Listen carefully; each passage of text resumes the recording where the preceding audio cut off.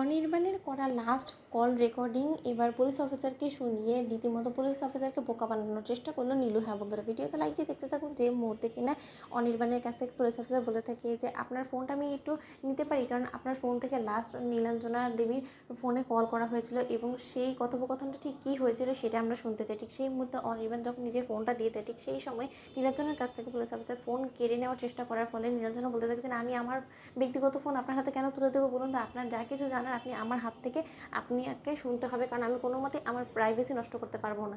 ঠিক সেই মতো পুলিশ অফিসার বলতে থাকে ঠিক আছে, বরঞ্চ সেটাই হোক। অন্যদিকে যখন নীলাঞ্জনা এবং অনির্বাণের কথোপকথনে অনির্বাণ বলতে থাকে যে নীলু তুমি কি এখনও পর্যন্ত জেগে আছো, তোমার যদি একটু ডিস্টার্ব না হয়, তোমার পারমিশন নিয়ে আমি কি ভেতরে ঢুকতে পারি, কারণ আমার একটু কাজ ছিল, আমার ও ঘরে একটা প্রয়োজন ছিল। অন্যদিকে মাঝখানে নীলাঞ্জনা দুম করে চালাকি করে কেটে দিয়ে বলতে থাকে যে দেখুন তার পরবর্তী কথাগুলো শুনুন, এটা শুধু ফর্মালিটির কারণে অনির্বাণ দাদাভাই বলেছিল। ঠিক সেই মুহূর্তে অনির্বাণের কথাটাকে বিকৃত করে দিয়ে অনির্বাণের মুখ থেকে নীলাঞ্জনা যখন সেই কথাটাকে এডিট করে দিয়ে বলাতে থাকে যে নীলাঞ্জনা আমি একটু তোমাকে কাছে পেতে চাই, আমি কোনো মতেই রাইকে দিয়ে স্যাটিসফাইড না, আমি সবসময় তোমাকে আমার কাছে পেতে চেয়েছি, আমি শুধু তোমাকেই ভালোবাসতে চাই, আমি যতই তোমাকে দেখি ততই তোমার প্রতি আকৃষ্ট হই, আমি কোনো দিনও তোমাকে ভুলতে পারবো না, তুমি প্লিজ আমাকে নিজের কাছে টেনে নাও, তুমি প্লিজ আমাকে একটু ভালোবাসা দাও, এর বিনিময়ে আমি তোমাকে সব দেবো, তুমি আমার কাছ থেকে যা যা চাইবে সে সব কিছু দেবো। ঠিক সেই মুহূর্তে রাই বলতে থাকে যে জাস্ট আমার ঘেন্না করছে, প্লিজ এটা বন্ধ করে, আমি আর সহ্য করতে পারছি না। অন্যদিকে স্রোত বলতে থাকে যে সব কটা কথা মিথ্যে, কারণ এই রেকর্ডিংটা কোনো মতে অনির্বাণ দাদাভাইয়ের বলা হতেই পারে না। অন্যদিকে পুলিশ অফিসার বলতে থাকে কিন্তু ম্যাডাম ওনার ফোন থেকে তো কলটা এসেছে। ঠিক সেই মুহূর্তে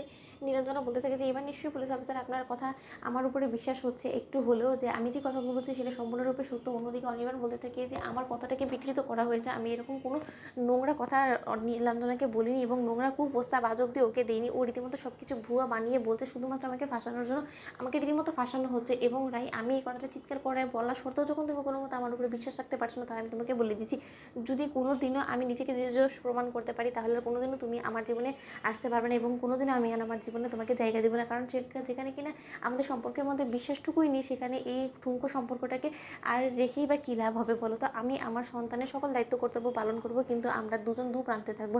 আজকে থেকে আমাদের সম্পর্ক সম্পূর্ণরূপে শেষ হয়ে যাবে যদি তুমি আমাকে অবিশ্বাস করো, তাও আবার তোমার এই অপরাধী বোনের জন্য। ঠিক সেই মুহূর্তে রাই বলতে থাকে যে কী দেখে আমি তোমাকে বিশ্বাস করবো বলো তো অনির্বাণ, তুমি নিজের বিরুদ্ধে সাফাই দেওয়ার জন্য কোনো আদৌ প্রমাণ অবশিষ্ট রেখেছো যাতে কিনা আমি একটু হলেও তোমার উপর আস্থা রাখতে পারি? তুমি বলে দাও না আমাকে, তুমি তোমার বিবেকের কাছে প্রশ্ন করো না। এক্ষুনি যে কল রেকর্ডিংটা আমরা শুনলাম তাতে করে তো স্পষ্টরূপে বোঝা যাচ্ছে যে তুমি নীলাঞ্জনাকে রীতিমতো কুপ্রস্তাব দিচ্ছ, রাতের অন্ধকারে সুযোগ নিয়ে ওর কাছে যাওয়ার চেষ্টা করছো।